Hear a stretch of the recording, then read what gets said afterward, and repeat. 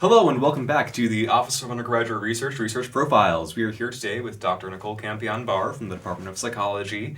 Dr. Campione-Barr is the director of the Honors Capstone program in psychology. She also teaches two classes, Psych 1030, which is Orientations to the Psychology major, and Psych 3430, Social Development and Childhood.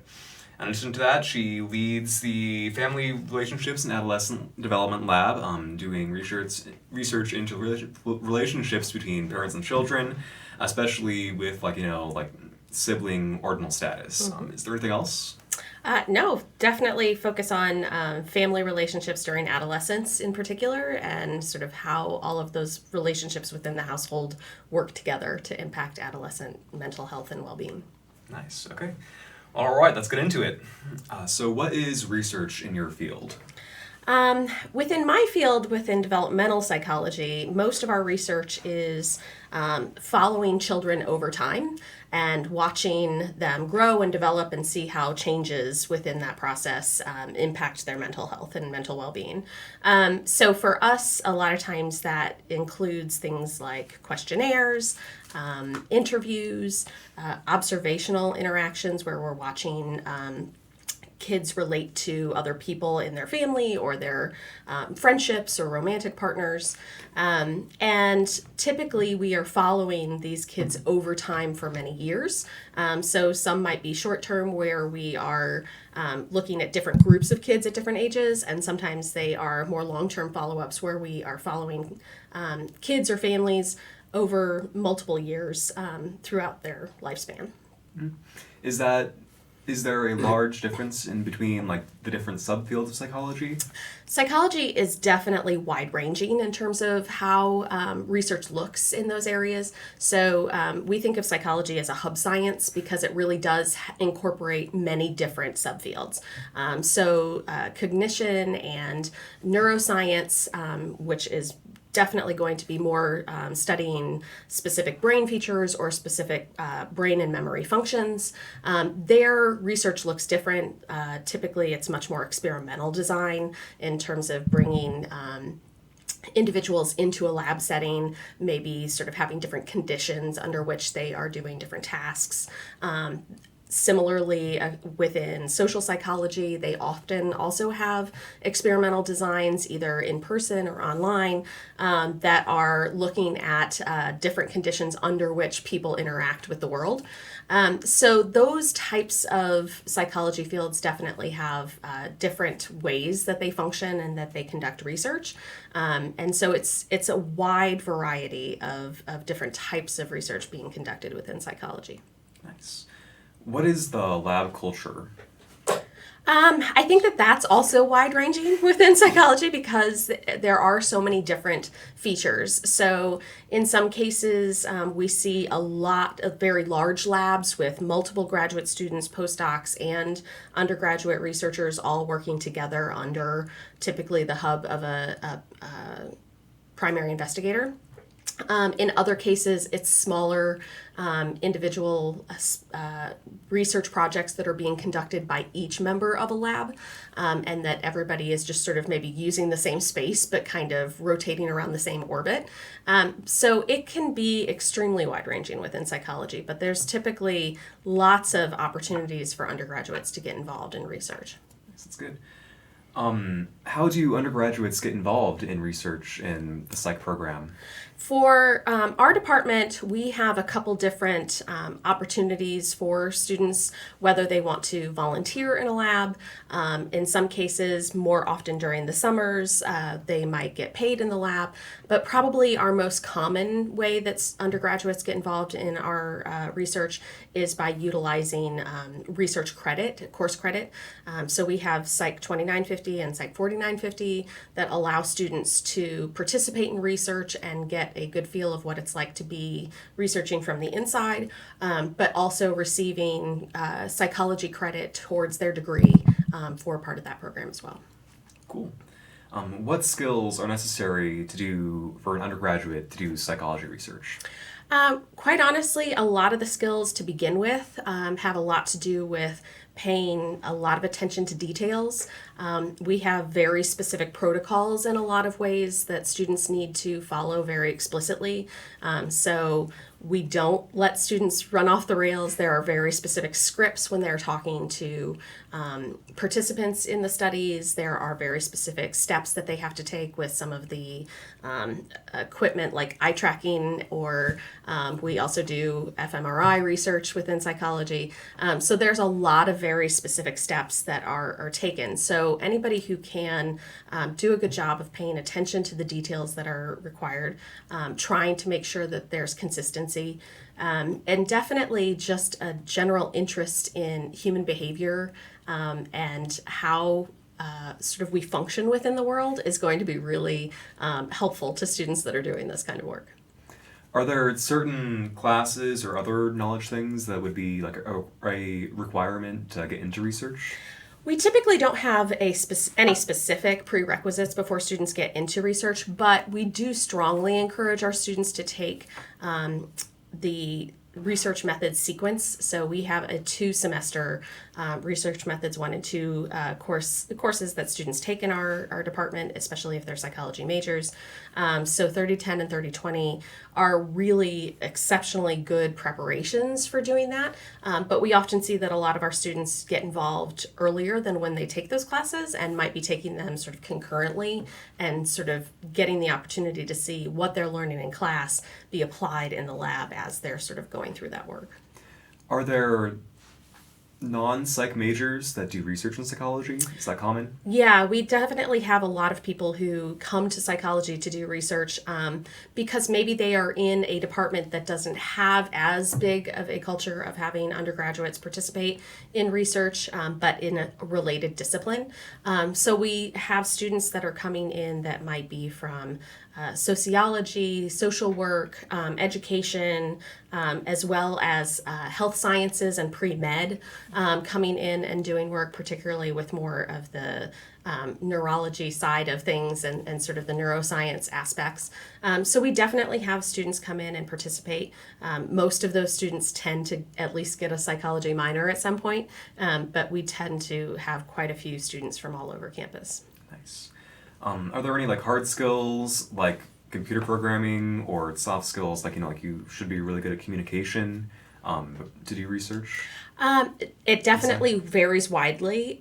We definitely have several researchers in our department who are actively working with computer science, in particular with human-computer interaction and huge modeling, statistical modeling. So statistics is always a plus for us within psychology. So any students who have those skills are encouraged to sort of be a part of our work.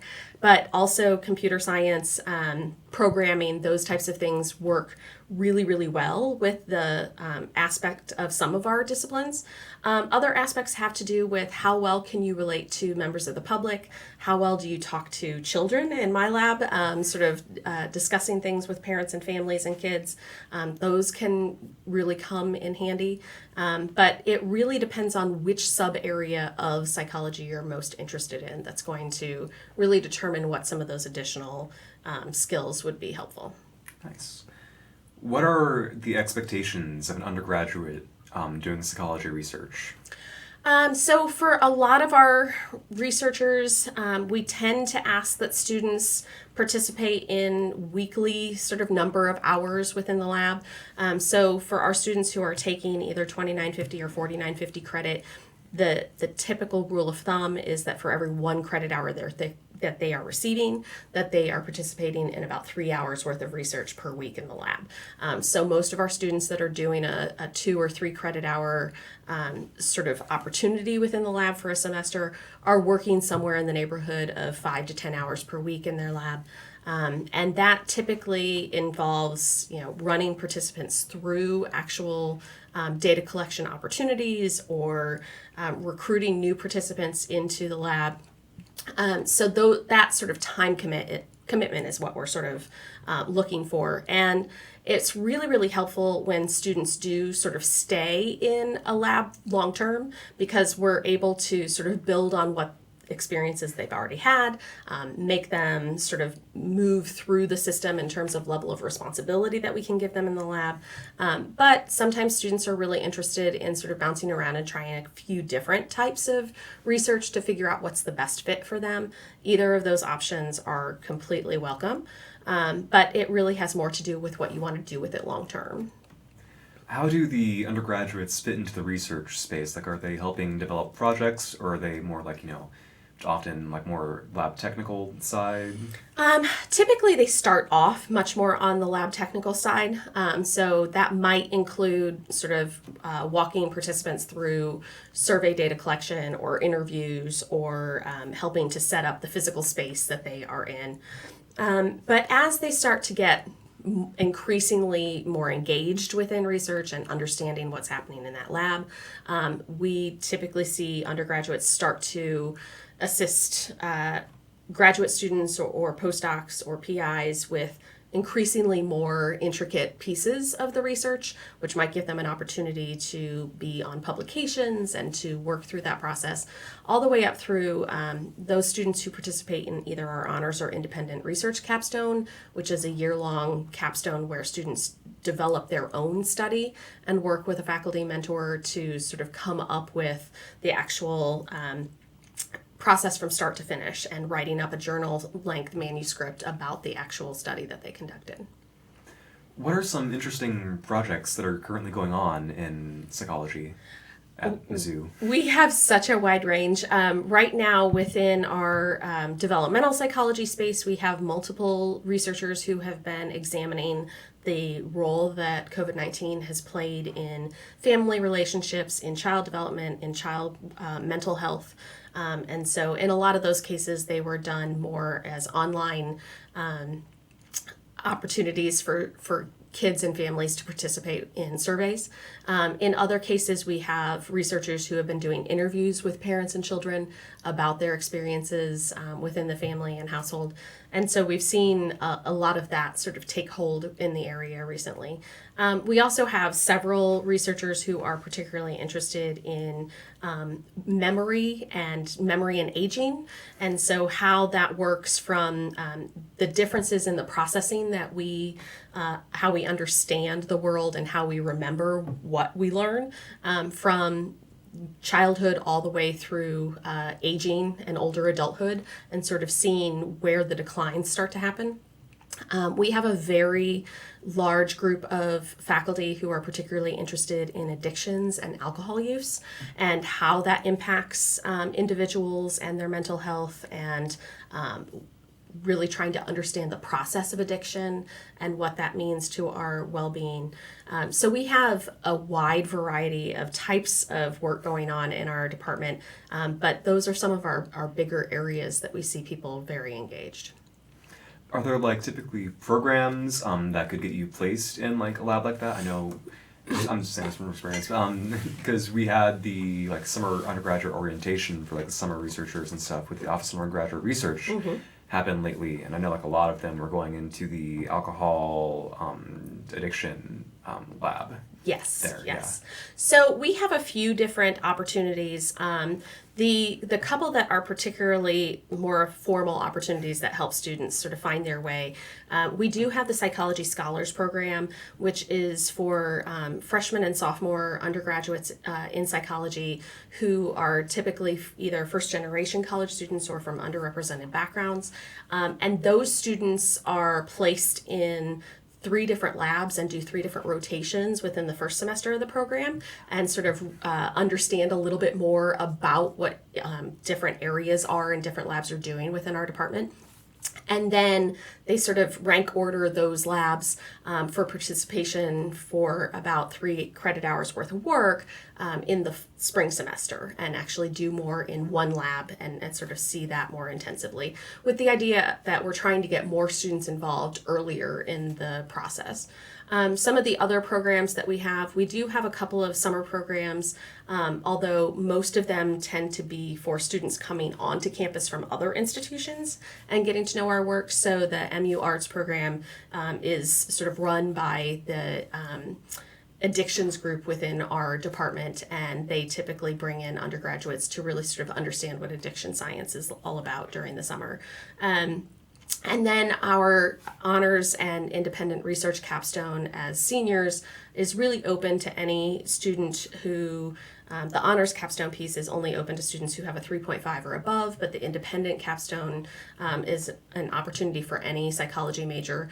It does mean that your capstone is a year long instead of just one semester, but you do get the opportunity to work more with one-on-one with a faculty mentor to develop your own project, as well as we talk a lot about applying to graduate school programs, applying to professional programs, what's entailed in that, and how you sort of move on to the next steps within the psychology field. Nice. What are some things that undergraduates can do to make themselves more desirable research candidates? Quite honestly, it's a lot about sort of getting your foot in the door and making a faculty member or graduate student or postdoc really sort of notice you. We tend to have, we do have a spot on our website for our psychology majors to look through and see what, labs are recruiting new research assistants in a given semester that we try to keep updated. I would say that the best possible time that students can start to reach out to our faculty is typically in the spring, sometime right after spring break or around that time frame for the following academic year. So that does typically mean that you need students who are already on campus to be able to figure that out, but starting to reach out to faculty, emailing multiple of them to say, I'm really interested in the work that you do based on what I read on your website, or I've taken this class with you already. Do you have any openings? Those really help us a lot too. So that time frame really works, but we do have research labs that are looking typically every semester for people. So what makes your research important? I think that... No pressure. In my particular case, I really think that my research is important because parenting adolescents is often a stressful experience for a lot of parents. Not to mention the fact that it's also a bit stressful for the teenagers that are going through that time period. There's just a lot going on. So I'm particularly interested in trying to find ways that families can do a better job of functioning through a time that does have its ups and downs. There's obviously a lot of conflict that's happening, but there's also some really exciting things that are happening during adolescence, and really sort of giving teenagers the opportunity to become more and more self-sufficient and become more adult-like. And so helping parents sort of balance how much they need to hold on versus let go is also a particularly important area of interest for mine. And so I just really think that my research is important from the perspective that I'm looking to figure out ways that we can help parents navigate this time frame. Nice. Where do you get your funding for this type of research? Absolutely. So most of my research so far has been funded by the National Science Foundation, the developmental and learning sciences area within that. But much of the research within psychology is also funded by the National Institutes of Mental Health or the National Institutes of Child and Human Development. And so what we see is that there's a wide variety of ways that research can get funded. I will say that psychology is not funded in a lot of cases to the same degree that maybe medical science is or something along those lines. But we do see that most of our researchers on campus are funded by either some division of NIH or some division of NSF. Cool. What are some accomplishments of previous undergraduates in your lab? In my lab, I have a previous researcher who earned a National Science Foundation Graduate Research Fellowship and used that to go on to Penn State.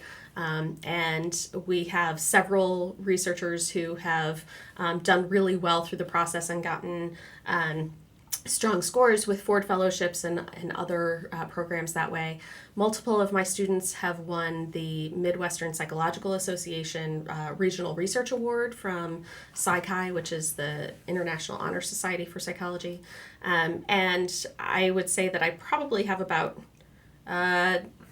20 or so students who have gone on to PhD programs in psychology or related fields at this point. Wow, nice. Just how many undergraduate students are in your lab? It really ranges depending on whether we are actively collecting new data from families or not.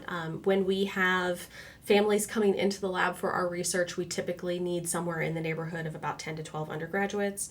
But most semesters, I typically, if we're not doing active data collection, I have somewhere in the neighborhood of 2 to 5 students that are typically working. And those typically range quite a bit from having brand new undergraduates, first-time researchers that are sort of learning the ropes to those who are seniors and doing independent capstones.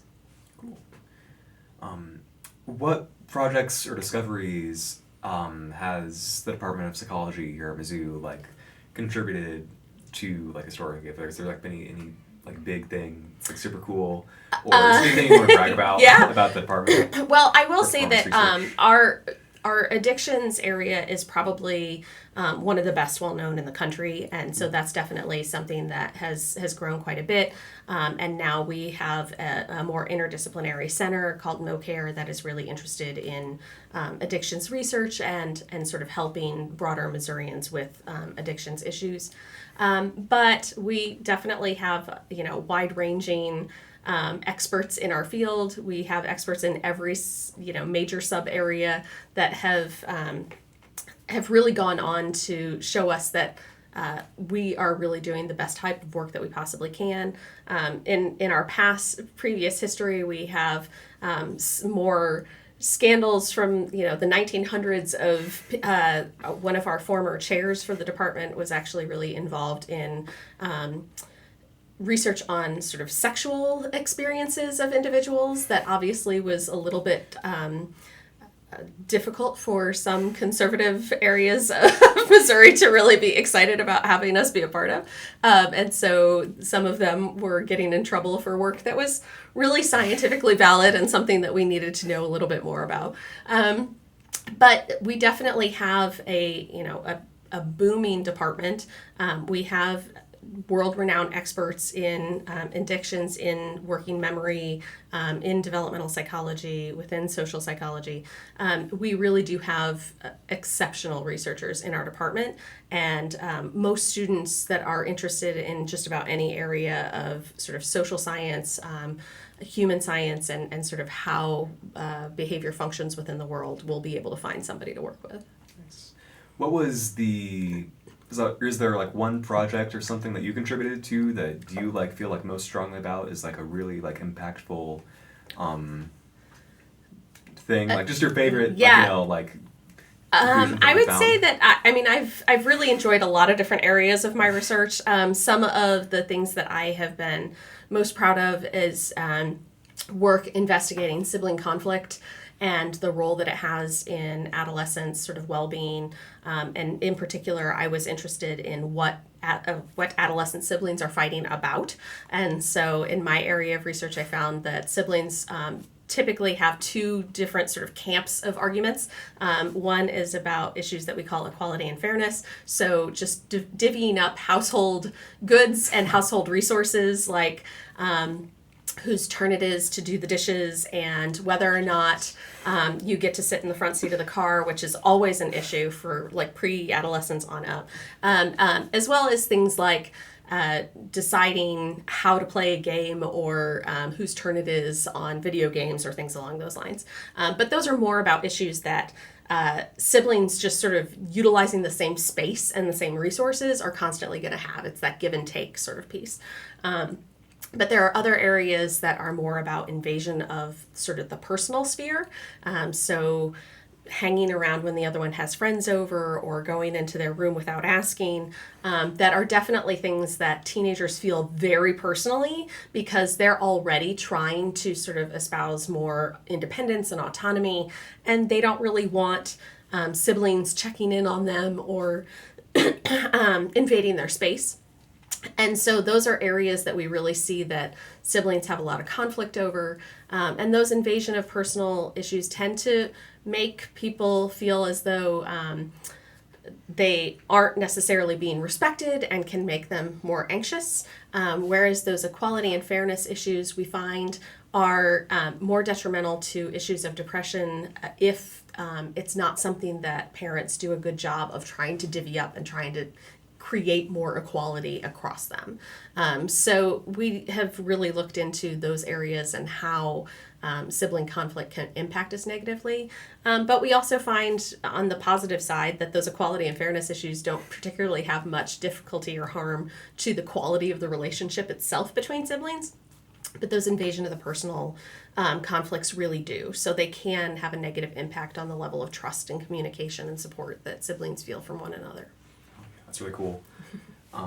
Did you do research as an undergraduate? I did. Actually, I was an undergraduate psychology major here at the University of Missouri. Whoa. And I did my undergraduate research here with Dr. Chuck Bordoon, who is a recent retired faculty member in our department, particularly on adolescents, juvenile offending, and the ways that families impact that.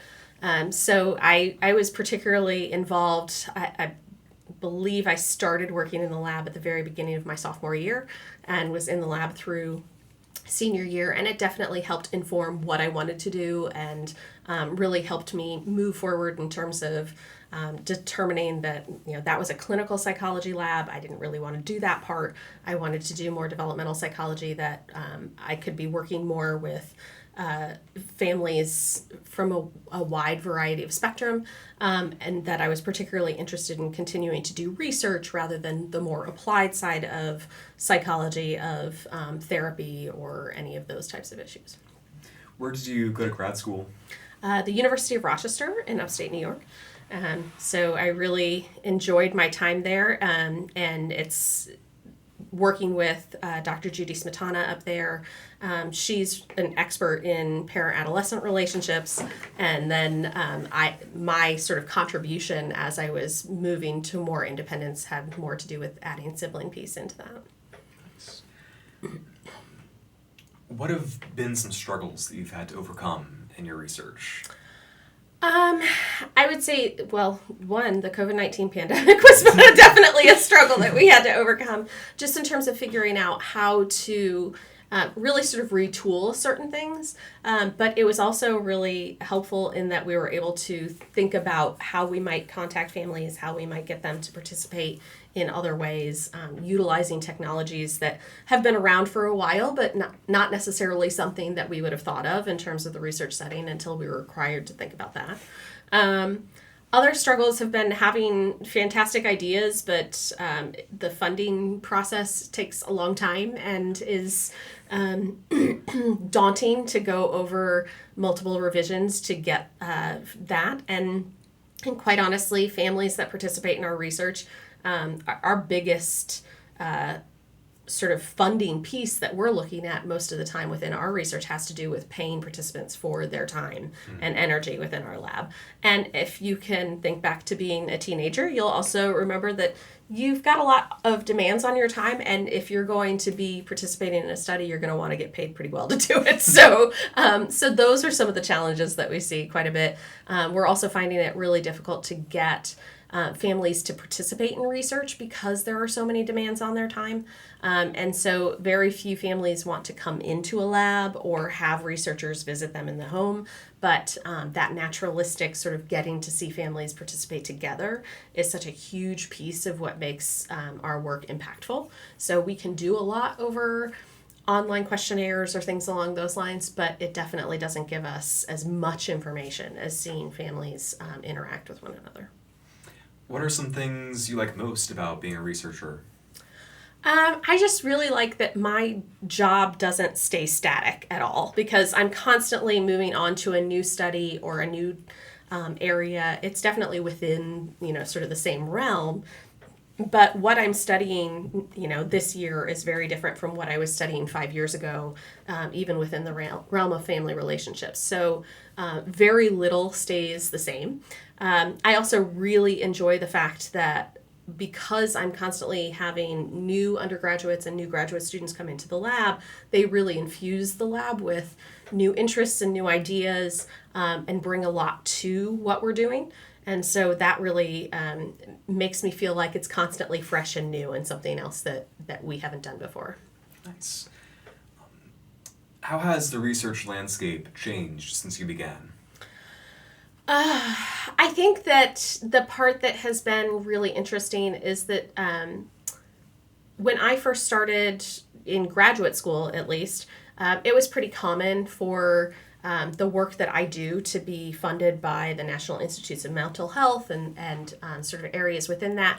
But each of the NIH sort of centers and groups have really sort of shifted what they are interested in funding. And sometimes my work sort of falls between the cracks. So because I'm not particularly interested in areas of significant health or mental disorders, that doesn't exactly fit my work nearly as much anymore.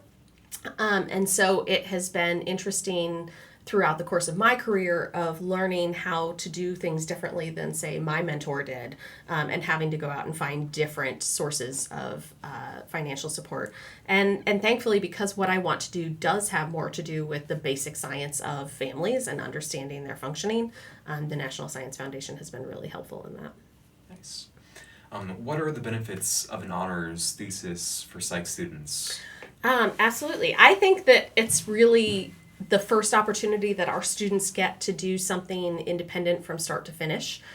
They definitely have the support of faculty members and graduate students and such, but it gives them an opportunity to really see what research is really like. A lot of students just think of research more generally, and particularly within psychology, they don't think of research as being an area that they want to go into. But actually looking at it from the inside and seeing what you can do and what you can create and how you can understand what's going on in our field better, I think that's really exciting for students and gives them a broader opportunity to understand what the science of psychology is like.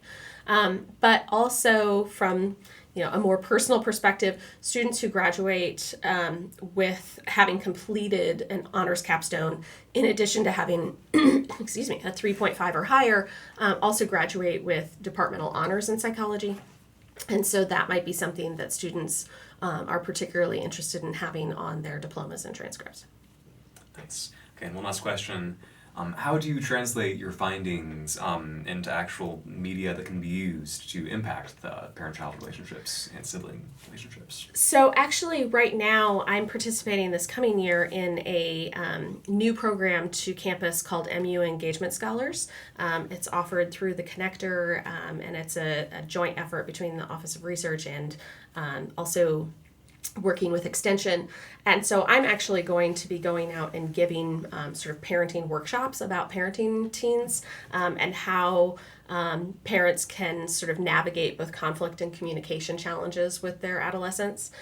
So that is one area for me. We have a lot of different researchers who are doing different aspects, whether that be blog posts or podcasts or doing small sort of research snippets. Having the #1 journalism school in the country right here, we also find that we get a lot of journalists contacting us about our work to sort of inform different stories that they're doing about sort of society and our community and those kinds of things. So I think that we do a pretty good job within our department, but I will definitely say that that's something that we're moving towards trying to do better, and trying to really sort of get the word out about what it is that we do. All right, cool. Well, yeah, thank you so much for coming on the podcast. It's been a real pleasure. Kind of learned so much about psychology research. I'm sure it's going to be really useful for all, like the little undergraduates that are just coming in. Yeah, thank you for listening. This has been the Office of Undergraduate Research Profiles for Psychology with Dr. Nicole Campione-Barr. We will see you next time. All right.